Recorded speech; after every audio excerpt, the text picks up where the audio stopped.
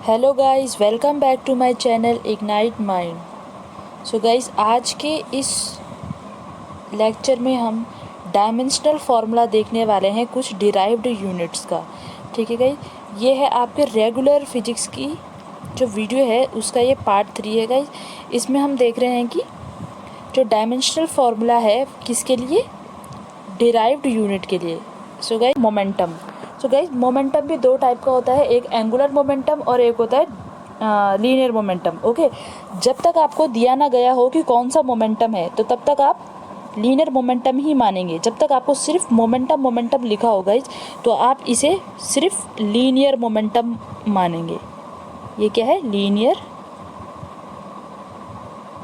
Momentum. Okay, जब आपको अगर आपको क्वेश्चन में लिखा हो कि एंगुलर मोमेंटम है तभी आप एंगुलर मोमेंटम का डायमेंशन लिखेंगे, और अगर सिर्फ आपको मोमेंटम मोमेंटम लिखा है किसी भी क्वेश्चन में तो आप उसको लीनियर मोमेंटम ही मानेंगे। और जो लीनियर मोमेंटम है उसे हम डिनोट करते हैं पी से। ठीक है, पी, और इसका फॉर्मूला क्या आता है? P equal to M V. ठीक है, यहाँ पे एम क्या है? मास है, और वी क्या है? वेलोसिटी है। सो एम का डायमेंशन आपको फिर वही एम, और v का क्या है? v का डायमेंशन क्या है? v का डायमेंशन है एल टी माइनस वन। ठीक है, L T minus one. So जो ओवरऑल मोमेंटम, लीनियर मोमेंटम का डायमेंशन कितना आ जाएगा? M L T minus one. So ये किसका डायमेंशन है गाइस? ये है आपका लीनियर मोमेंटम का। ओके, और जो एंगुलर मोमेंटम है उसे हम कैसे डिनोट करते हैं? एल से करते हैं, और लीनियर मोमेंटम को कैसे डिनोट करते हैं? पी से डिनोट करते हैं। ठीक है, चलिए नेक्स्ट डायमेंशन में चलते हैं। हाँ, तो नेक्स्ट डायमेंशन है आपका इम्पल्स। ठीक है, इम्पल्स का डायमेंशन, इम्पल्स को कैसे हम डिनोट करते हैं? इम्पल्स को हम आई से डिनोट करते हैं गाइस। ठीक है, आई से। सो जो इम्पल्स का फॉर्मूला होता है ये आप न्यूटन जो लॉ ऑफ मोशन है आप उसमें पढ़ेंगे इम्पल्स का फॉर्मूला। तो ये होता है आपका एफ इंटू टी। ठीक है, यहाँ पे एफ है आपका फोर्स और टी है आपका टाइम। सो अभी मैंने आपको फोर्स का जो डायमेंशन बताया वो क्या है? M L T minus two. M L T minus two is a dimension of impulse, sorry force. ठीक है, और यहाँ पे जो टी है वो क्या है? टाइम है। तो टाइम का जो डायमेंशन है वो क्या आ जाएगा? टी आएगा।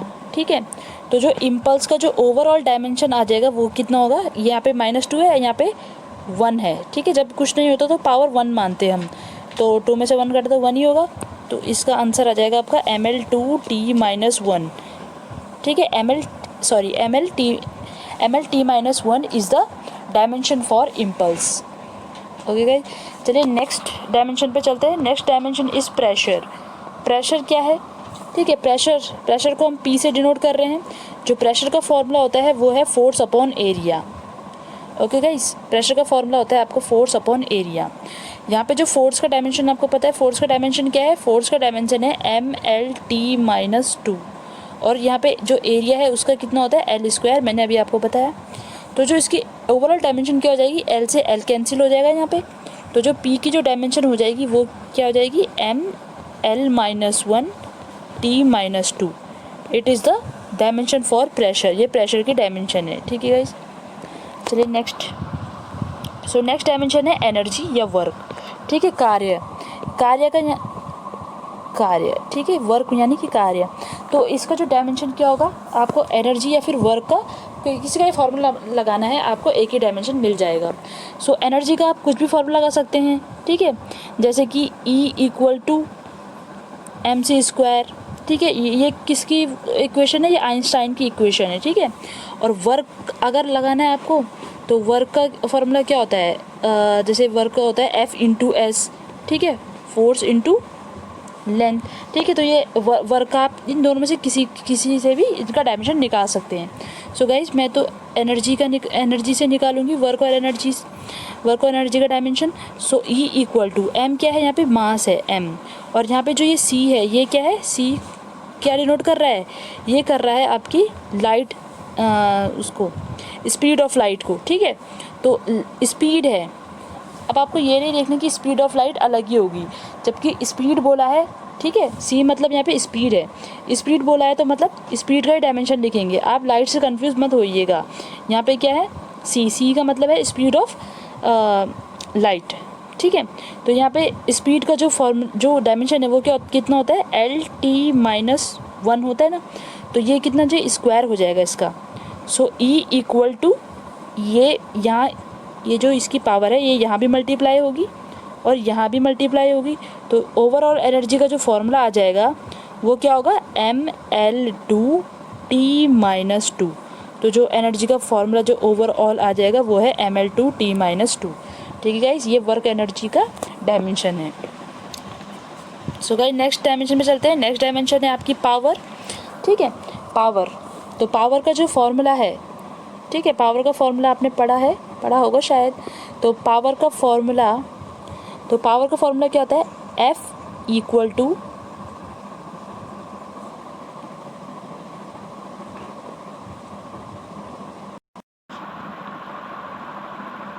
यहाँ पे पावर का फॉर्मूला क्या होता है, सॉरी गाइज, हाँ, तो पावर का फॉर्मूला होता है W/T। ठीक है, W/T यानी कि work upon time is the formula for power. तो जो पावर जो W है, अभी W क्या है, वर्क है। ठीक है, वर्क को हम एनर्जी भी कहेंगे। ठीक है, और T यहाँ पे टाइम है। तो अभी मैंने आपको बताया कि जो एनर्जी का जो डायमेंशन होता है वो कितना होता है, वो होता है mL2T-2।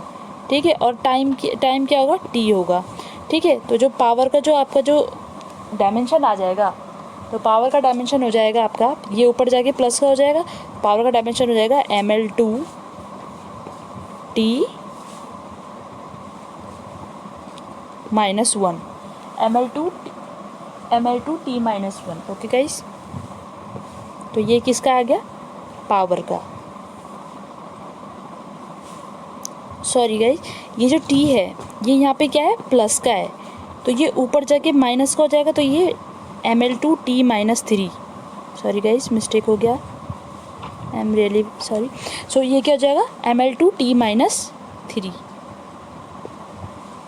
सो पावर का डायमेंशन क्या हो जाएगा, mL2T-3 is a dimension for power. ठीक है, इसका जो मैंने आपको बताया, इसका जो वो है, इसका जो फॉर्मूला है वो क्या है, W/T। इससे आप निकाल सकते हैं। ओके गाइस, तो चलिए नेक्स्ट डायमेंशन पे चलते हैं। नेक्स्ट डायमेंशन है coefficient of viscosity. So guys ये थोड़ा टिपिकल टाइप है, आप इस पर ज़्यादा ध्यान दीजिएगा। ठीक है, और आप इसे बाय हार्ट लर्न कर सकते हैं, ये भी आ सकता है एग्ज़ाम में, इम्पॉर्टेंट है।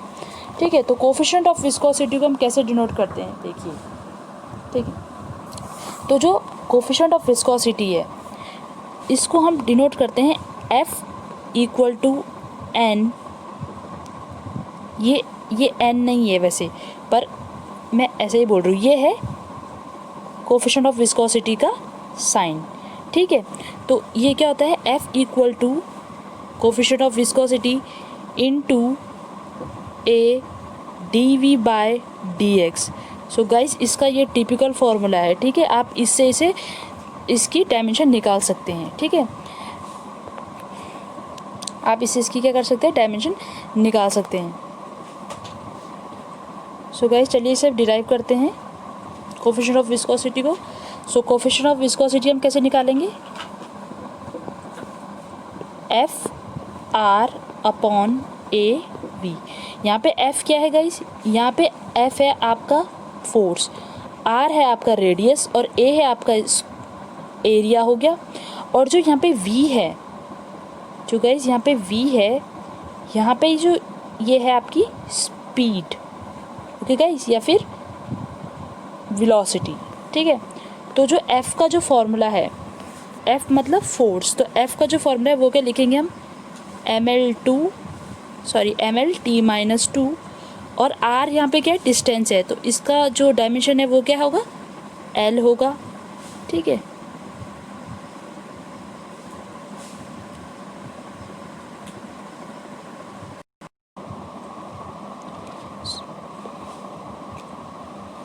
सो गाइस यहाँ पे क्या था, F, सॉरी वो बैक हो गया था तो वो हट गया, तो कोई बात नहीं, हम दोबारा लिख लेते हैं। तो F/R/A/V। F क्या है यहाँ पे, फोर्स है, ठीक है। तो फोर्स का जो डायमेंशन होता है ml t-2, और जो यहाँ पे r है वो क्या है, रेडियस है, ठीक है, या फिर डिस्टेंस, तो ये हो जाएगा l। और जो यहाँ पे a है वो है एरिया, तो एरिया का फॉर्मूला हो जाएगा l²। और जो यहाँ पे v है ये क्या है, वेलोसिटी या स्पीड है, तो lt-1। तो इस l² से ये दो l यहाँ पे कट जाएंगे, ठीक है, कैंसिल हो जाएंगे। तो क्या बचा यहाँ पे बचा m, ठीक है। ये l ऊपर जाएगा तो l-1, और ये ऊपर प्लस में जाएगा तो ये कितना हो जाएगा, t-1। सो गाइज ये कोफिशिएंट ऑफ विस्कोसिटी का क्या है, डायमेंशन है। सो गाइज आप इसे बाय हार्ट लर्न कर लीजिएगा, ये इम्पॉर्टेंट है, ठीक है। तो कोफिशिएंट ऑफ विस्कोसिटी का फॉर्मूला आप लर्न कर लीजिए, ठीक है, यहीं पे लर्न कर लीजिए। तो ये क्या है, कितना है, m l-1 और t-1, it is the dimension of the coefficient of viscosity. Okay guys, चलिए गाइज अब हम देखते हैं यूनिवर्सल ग्रेविटेशनल फोर्स, ठीक है। यूनिवर्सल ग्रेविटेशनल फोर्स का जो फॉर्मूला होता है, ठीक है, वो क्या होता है, वो होता है आपका F = G m1 m2 upon r², ठीक है। यहाँ पे G क्या है, यहाँ पे G क्या है आपका, यहाँ पे जो G है ये है आपका ग्रेविटेशनल कांस्टेंट। गाइस आप लिखते भी जाइए, फिर ये बैक हो जाता है तो आप इसे साथ में कॉपी में लिखते भी जाइए। तो ये है आपका ग्रेविटेशनल कांस्टेंट, G क्या है, कैपिटल G है ग्रेविटेशनल कांस्टेंट, ठीक है। यहाँ पे जो m1 और m2 है ये है मास, ठीक है, और जो ये r है वो क्या है, रेडियस है, ठीक है। तो चलिए अब हम इसका डायमेंशन निकालते हैं, ठीक है। तो इसका फॉर्मूला क्या था, पहले तो इसका जो फॉर्मूला था वो है F = G m1 m2 upon r², ठीक है। ग्रेविटेशनल फोर्स है, ग्रेविटेशनल फोर्स। ओके गाइस,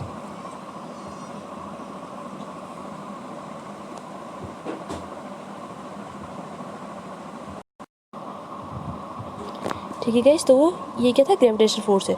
तो हमें ग्रेविटेशनल फोर्स, हमें फोर्स की जो डायमेंशन पता है ml t-2 होती है। तो हमें निकालना क्या है, इसमें हमें निकालना है ग्रेविटेशनल कांस्टेंट, ठीक है। G, जो ये G है ग्रेविटेशनल कांस्टेंट, हमें इसका डायमेंशन निकालना है, ठीक है। तो ये हो जाएगा m² अपॉन r²। तो जो G का डायमेंशन कैसे निकलेगा, ये r इधर चला जाएगा तो Fr² अपॉन m²। तो जो F है वो क्या हो जाएगा, mlt-2 is the dimension for force, और जो r है ये क्या है, रेडियस है, तो इसका हो जाएगा आपका l²। और जो यहाँ पे m है ये क्या है, मास है, तो ये हो जाएगा m²। तो m² से m² से m और m, एक m कैंसिल हो जाएगा, ठीक है। और ये जो l² और ये l, ये क्या हो जाएगा l³ और t-2। तो इसका जो ओवरऑल डायमेंशन है, ग्रेविटेशनल कांस्टेंट का जो ओवरऑल डायमेंशन है वो आ जाएगा आपका m-1, क्योंकि ये नीचे से ऊपर आया तो m-1 l³ हो जाएगा, और t-2 it is the dimension for the gravitational constant, ठीक है गाइज। ये इंपॉर्टेंट है, ये पिछले साल एयरफोर्स के एग्ज़ाम में आया था। सो गाइज आप इसे इम्पॉर्टेंट टिक लगा लीजिएगा, ठीक है। चलिए नेक्स्ट डायमेंशन पर चलते हैं। नेक्स्ट डायमेंशन है चार्ज, ठीक है। तो आपने करंट का जो फॉर्मूला पढ़ा होगा, करंट का फॉर्मूला क्या होता है, I = Q/T, ठीक है। जो करंट होता है वो क्या होता है, तो करंट होता है आपका Q/T, मतलब चार्ज पर यूनिट टाइम, ठीक है। जितना चार्ज किसी वायर में पर यूनिट टाइम जाता है उसे ही हम करंट कहते हैं, ठीक है। तो यहाँ पे हमने करंट की जो डायमेंशन है वो तो आपको पता है, फंडामेंटल है ये। तो करंट की जो डायमेंशन होती है एम्पियर होती है। हमें क्या निकालना है, चार्ज निकालना है। तो चार्ज कितना हो जाएगा, I × T। तो चार्ज का डायमेंशन कैसे निकलेगा, तो चार्ज का डायमेंशन चार्ज का डायमेंशन लेगा Q = I × T, ठीक है। यहाँ पे करंट का जो डायमेंशन है वो क्या है, A है, और जो टाइम का डायमेंशन है वो T है। तो ठीक है, तो यहाँ पे जो डायमेंशन हो जाएगा चार्ज का Q इक्वल टू AT। ठीक है, यहाँ पे चार्ज का डायमेंशन क्या हो जाएगा, Q equal to AT। So guys ये भी आप याद रखिएगा, ये भी इम्पॉर्टेंट है। ठीक है, सो गाइज अब नेक्स्ट डायमेंशन में चलते हैं। नेक्स्ट डायमेंशन है आपका इलेक्ट्रिक फील्ड। ठीक है, ये आप इलेक्ट्रोस्टैटिक में पढ़ेंगे, पर फिलहाल अभी यहाँ पे देख लेते हैं इसका फॉर्मूला, और आगे भी आप इसका फॉर्मूला इलेक्ट्रोस्टैटिक चैप्टर में पढ़ेंगे। ठीक है, तो जो इसका फॉर्मूला है E equal to 1/4 pi epsilon naught Q1 Q2 upon R square. It is a formula for electric field. ये इलेक्ट्रिक फील्ड का फॉर्मूला है गाइज। ठीक है, सो इसमें आपको इलेक्ट्रिक फील्ड निकालनी है। ठीक है, अभी मैंने आपको चार्ज का डायमेंशन बताया, चार्ज का डायमेंशन क्या है AT। ठीक है, R का क्या है L है। ठीक है, और यहाँ पे हमें जो ये एप्सिलॉन नॉट है, epsilon not is the permittivity, ये परमिटिविटी फॉर फ्री स्पेस। ठीक है, ये क्या है परमिटिविटी। ठीक है, ये परमिटिविटी है, तो हमें इसका डायमेंशन भी निकालना पड़ेगा। ठीक है गाइज, तो हमें इतना बड़ा फॉर्मूला, ठीक है, यूज़ करने के बजाय हम एक छोटा फार्मूले से भी इलेक्ट्रिक फील्ड निकाल सकते हैं। तो वो छोटा फार्मूला है आपका, उसे मैं बताती हूँ, ये मैंने आपको सिर्फ समझाने के लिए बताया। तो उस छोटे फार्मूले को भी हम यूज़ कर सकते हैं, एंड वो छोटा फार्मूला है आपका F इक्वल टू QE। मतलब फोर्स जो होता है वो फोर्स किसके बराबर होता है, फोर्स होता है आपका चार्ज और इलेक्ट्रिक फील्ड के बराबर। ठीक है, मैंने आपको कहा था ना कि आप कोई से भी फोर्स से कोई से भी फार्मूले से आप फोर्स की डायमेंशन निकाल सकते हैं, तो आप इससे भी निकाल सकते हैं। ओके गाइस, तो चलिए इसे देखते हैं कि जो ये फोर्स है F इक्वल टू QE। तो यहाँ पे जो फोर्स की डायमेंशन भी आपको पता है, Q की डायमेंशन मैंने आपको बताया वो क्या है AT। ठीक है, अभी मैंने पिछले उस स्लाइड में बताया था। तो हमें क्या निकालना है, इलेक्ट्रिक फील्ड का डायमेंशन निकालना है। तो इलेक्ट्रिक फील्ड का डायमेंशन क्या हो जाएगा, E equal to F upon Q, E equal to F upon Q। ठीक है, तो यहाँ पे जो फॉर्मूला हो जाएगा वो हो जाएगा E equal to F upon Q। ठीक है, तो यहाँ पे जो F का जो डायमेंशन आ जाएगा वो क्या होगा, जो F का डायमेंशन होगा आपका ML/T-2 और Q का क्या है AT। ठीक है, तो यहाँ पे जो इलेक्ट्रिक फील्ड का जो डायमेंशन हो जाएगा वो होगा ML, ये T ऊपर चला जाएगा तो ये T-3 हो जाएगा, और A-1। It is the dimension for the electric field guys. ठीक है, ये इलेक्ट्रिक फील्ड का डायमेंशन है ML/T-3, A-1 is the dimension for the electric field. So guys ये भी इंपॉर्टेंट है, इसे भी याद कर लीजिएगा। सो गाइस नेक्स्ट जो आपका डायमेंशन है वो है इलेक्ट्रिक पोटेंशियल। ठीक है, इलेक्ट्रिक पोटेंशियल में क्या करेंगे हम, इलेक्ट्रिक पोटेंशियल का पहले हम फॉर्मूला देखेंगे और फिर इसका डायमेंशन निकालेंगे। ठीक है, तो जो इलेक्ट्रिक पोटेंशियल है हम उसे किसे डिनोट करते हैं, V से हम उसे डिनोट करते हैं। सो जो इलेक्ट्रिक पोटेंशियल का जो फॉर्मूला है वो क्या होता है, V इक्वल टू W/Q। जो यहाँ पे W है गाइज वो है वर्क, ठीक है, या एनर्जी, और Q यहाँ पे चार्ज है। ठीक है, तो V इक्वल टू W का जो डायमेंशन होता है वर्क या एनर्जी का, मैंने अभी बताया आपको थोड़ी देर पहले। तो इसका जो डायमेंशन होता है वो होता है आपका ML/T-2, और यहाँ पे जो Q है इसका मैंने आपको अभी डायमेंशन बताया है वो क्या होगा AT होगा।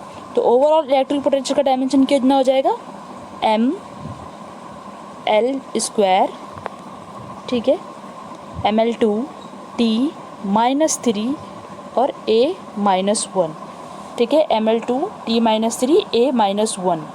तो ये किसका है, ये है आपका इलेक्ट्रिक पोटेंशियल का डायमेंशन। सो गाइस इसे भी याद रख लीजिएगा बाय हार्ट, इलेक्ट्रिक पोटेंशियल। पहले तो आप इसका फॉर्मूला ही याद कर लीजिएगा। सो फॉर्मूला क्या है, तो फॉर्मूला है इलेक्ट्रिक पोटेंशियल का W/Q। ठीक है, W मतलब वर्क और Q मतलब चार्ज। तो आप इसे ऐसे भी निकाल सकते हैं गाइस। ठीक है, चलिए नेक्स्ट डायमेंशन में चलते हैं। तो नेक्स्ट डायमेंशन है आपका रेजिस्टेंस। ठीक है, तो रेजिस्टेंस का जो फॉर्मूला है, इसके लिए फॉर्मूला क्या है यूज़ करेंगे हम, ओम्स लॉ यूज़ करेंगे। तो ओम्स लॉ क्या कहता है, ओम्स लॉ बोलता है V इक्वल टू IR। ठीक है, वैसे तो ओम्स लॉ क्या कहता है कि जो इलेक्ट्रिक पोटेंशियल है वो डायरेक्टली पोटेंशियल है किसके, डायरेक्टली प्रोपोर्शनल है किसके, करंट के, और इसमें जो कांस्टेंट आ जाता है वो क्या आ जाता है, R आ जाता है। ठीक है, तो हमें रेजिस्टेंस को हम किसे डिनोट करते हैं, R से डिनोट करते हैं। तो R equal to V I, R equal to V I. यहाँ पे जो ये V है ये क्या है, इलेक्ट्रिक पोटेंशियल, और जो I क्या है वो है करंट है। ठीक है, तो I को तो हम किससे डिनोट कर देंगे, A से डिनोट कर देंगे। ठीक है, पर जो यहाँ पे V है इलेक्ट्रिक पोटेंशियल है, हमें इसका डायमेंशन अभी हमने पढ़ा, तो इसका भी डायमेंशन हम यहाँ पे लिख लेंगे। ठीक है, तो चलिए इसका डायमेंशन करते हैं। तो जो इसका डायमेंशन है V अपॉन आई। अभी हमने पोटेंशियल का जो डायमेंशन पढ़ा था इलेक्ट्रिक पोटेंशियल का, तो इलेक्ट्रिक पोटेंशियल का डायमेंशन है आपका ml2 t-3, ठीक है, a-1। It is the dimension for electric potential. जो यहाँ पे करंट का डायमेंशन क्या हो जाएगा, a हो जाएगा एम्पियर। ठीक है, ये हो जाएगा एम्पियर, इसे स्क्वायर ब्रैकेट में रखेंगे। ठीक है गाइस, तो जो ये अब इसका जो ओवरऑल क्या हो जाएगा डायमेंशन, तो वो हो जाएगा ml2 t-3 और a-2। तो ये ओवरऑल डायमेंशन किसका है गाइस, रेजिस्टेंस का डायमेंशन है। आप इसे भी ध्यान रखिएगा। ठीक है, इसकी बार बार प्रैक्टिस करिएगा। सो गाइस, जो नेक्स्ट डायमेंशन है वो है आपका कैपेसिटेंस। ठीक है, सो कैपेसिटेंस का फॉर्मूला भी आप इलेक्ट्रोस्टैटिक में पढ़ेंगे, ये एक अलग से टॉपिक है और ये बहुत ही इंपॉर्टेंट टॉपिक है। ये एग्ज़ाम में आपको इसके क्वेश्चन मिल सकते हैं। सो कैपेसिटेंस का जो फॉर्मूला है पहले वो हम देख लेंगे। ठीक है, शॉर्ट फार्मूला। तो इसका जो फार्मूला है वो है C equal to Q by V. ठीक है, C equal to Q by V. जो यहाँ पे Q है ये क्या है, चार्ज है, और जो यहाँ पे V है वो क्या है, इलेक्ट्रिक पोटेंशियल है। ठीक है, ये V क्या है, इलेक्ट्रिक पोटेंशियल। सो गाइस, इसका जो डायमेंशन है वो हम कैसे निकालेंगे देख लेते हैं एक बार। हमें दोनों की डायमेंशन पता है, हमने अभी देखी।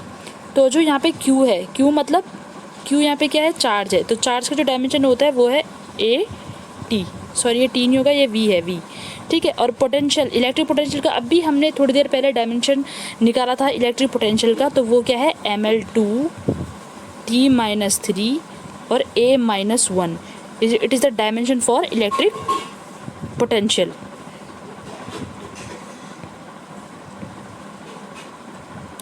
ठीक है, ml2 t-3 a-1। ठीक है, तो इसका जो ओवरऑल डायमेंशन हो जाएगा, अगर हम इसे पूरा ये सॉल्व करेंगे तो जो कैपेसिटेंस का जो डायमेंशन हो जाएगा वो होगा m-1 l-2 t⁴ और a⁴ तो it's a overall dimension for the capacitance. ठीक है गाइज, ये कैपेसिटेंस का जो क्या है डायमेंशन है। ठीक है गाइज, आप ये एक बार देख लीजिएगा और इसकी प्रैक्टिस कर लीजिएगा। सो गाइज, नेक्स्ट जो डायमेंशन है वो है आपका मैग्नेटिक फील्ड का डायमेंशन। सो मैग्नेटिक फील्ड के लिए पहले हम क्या उसका फॉर्मूला देखेंगे। तो जो इसके गाइज बहुत सारे फॉर्मूले हैं मैग्नेटिक फील्ड के, पर हम जो शॉर्ट वन है हम उसे यूज़ करें ताकि हमारा जो टाइम है वो बच सके एग्ज़ाम में और हम जल्द से जल्द बहुत सारे क्वेश्चन कर सकें। तो जो मैग्नेटिक फील्ड का जो फॉर्मूला है वो है F इक्वल टू QVB। ठीक है, force equal to QVB, it is the formula for magnetic field. तो यहाँ पे F फोर्स है, Q चार्ज है, V पोटेंशियल है, इलेक्ट्रिक पोटेंशियल अभी हमने पढ़ा। और जो यहाँ सॉरी ये इलेक्ट्रिक पोटेंशियल नहीं है, ये है स्पीड। यहाँ पे जो V है वो है स्पीड, और B किसे डिनोट करते हैं, B को क्या बोलते हैं, मैग्नेटिक फील्ड। ठीक है, मैग्नेटिक फील्ड हम B से डिनोट करते हैं। सो गाइज, जो अब हम क्या निकालेंगे, इसकी डायमेंशन निकालेंगे। तो डायमेंशन की निकालने के लिए हमें क्या करना पड़ेगा, इसको अरेंज करना पड़ेगा। तो B equal to F upon QV। ठीक है, F अपॉन QV। तो फोर्स का डायमेंशन क्या होता है, फोर्स का डायमेंशन है आपका ml(t-2), Q यानी कि चार्ज, चार्ज का जो डायमेंशन है वो है AT, और जो यहाँ पे V है, V मैंने आपको बताया स्पीड है, तो स्पीड का डायमेंशन क्या होगा, LT-1। ठीक है, ये LT-1 किसका है, स्पीड का डायमेंशन है। तो जो मैग्नेटिक फील्ड की जो ओवरऑल डायमेंशन आ जाएगी वो कितना आ जाएगा, MT-2 और A-1। क्यों, क्योंकि यहाँ पे L से L ये कैंसिल हो गया, तो L जब कैंसिल हो गया तो बचा क्या, MT-2 A-1। ठीक है गाइस, ये मैग्नेटिक फील्ड की डायमेंशन है, इसे भी आप ध्यान रख लीजिएगा, इम्पॉर्टेंट है। सो गाइस, अब देखते हैं परमेबिलिटी का फॉर्मूला। ठीक है, परमेबिलिटी क्या होता है। सो गाइस, आपने मैग्नेटिक फील्ड में का जो फॉर्मूला मैंने आपको बताया, अभी क्या बताया, FQVB। एक तो आप मैग्नेटिक फील्ड इससे भी निकाल सकते हैं। जो दूसरा फॉर्मूला है मैग्नेटिक फील्ड निकालने का वो क्या है, B equal to 4 pi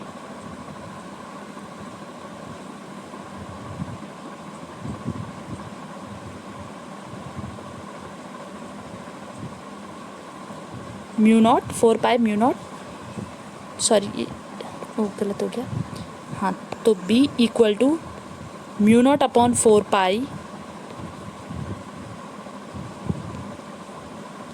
I upon 2r। So guys यहाँ पे जो हमें क्या निकालना है, परमेबिलिटी निकालना है। अगर आप इलेक्ट्रोस्टैटिक पढ़ेंगे चैप्टर, तो यहाँ पे जो ई नॉट होता है ये होता है परमिटिविटी, और जो यहाँ पे ये म्यू नॉट है ये क्या है, परमिएबिलिटी। ये क्या है, परमिएबिलिटी है। ठीक है, तो हमें परमेबिलिटी का क्या निकालना है गाइस, वो डायमेंशन निकालना है। तो परमेबिलिटी के डायमेंशन के लिए हम क्या करेंगे, कैसे निकालेंगे इसका फॉर्मूला।